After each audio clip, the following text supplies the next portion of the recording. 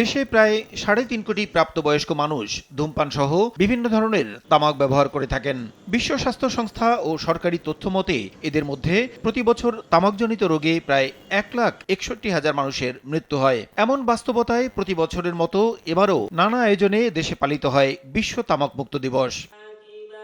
শনিবার সকালে রাজধানীর ওসমানী মিলনায়তনে আয়োজিত আলোচনা সভায় তামাকের ক্ষতিকর বিষয়গুলো তুলে ধরা হয়। পাশাপাশি তামাক কোম্পানিগুলোর কূটকৌশলে দেশে ব্যবসা পরিচালনার নেতিবাচক দিকসমূহ তুলে ধরেন সরকারের উপদেষ্টা সচিব সহ বিশিষ্টজনরা। তামাক নিয়ন্ত্রণে বিদ্যমান আইনের সংশোধন করার উপর জোর দেন মৎস্য ও প্রাণী সম্পদ উপদেষ্টা ফরিদা আক্তার। পৃথিবীতে ধূমপান বিরোধী এই অভিযানে বা ধূমপানের বিরুদ্ধে যে লড়াই, এই লড়াই থেকে আমরা প্রথম দিকে অবস্থানে হারাচ্ছি আমার বিবেচনায় নেই। এর প্রধান কারণ আমার মনে হয় তামাক কোম্পানির প্রভাব। তামাক নিয়ন্ত্রণ আইনটি, সেটার মধ্যে এখনো যদি এটাকে পুরোপুরি কার্যকর করতে হয় কিছু সংশোধন আনতে হবে, এবং সেই সংশোধন আনার কাজ কিন্তু অনেক করে ফেলেছে। স্বাস্থ্য উপদেষ্টা নূরজাহান বেগম বলেন, যুব সমাজকে বাঁচাতে তামাক ব্যবহারের বিরুদ্ধে জোরালো পদক্ষেপ নিচ্ছে সরকার। তামাকের কথা যখনই আসে প্রশ্ন আসে যে আমাদের রেভিনিউ কমে যাবে, তামাক জনিত যে সমস্ত রোগগুলি হচ্ছে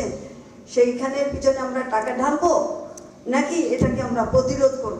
আন্তর্জাতিকভাবে সাইন করেছে তামাকের বিরুদ্ধে, আবার ওখানে আমরা তামাক কোম্পানির বোর্ডে আমরা আছি, তাদের ব্যবসাটাকে কত সুন্দর করে চালানো যাবে সেটার ভাবে দিক নির্দেশনা দেওয়ার জন্য এই বৈপরীত্য কোনোভাবে গ্রহণযোগ্য নয়। এদিন তামাক নিয়ন্ত্রণে ভূমিকা রাখায় ৯টি ক্যাটাগরিতে ১০ ব্যক্তি ও প্রতিষ্ঠানকে জাতীয় সম্মাননা প্রদান করা হয়। প্রসূন আশিস, সময় সংবাদ, ঢাকা।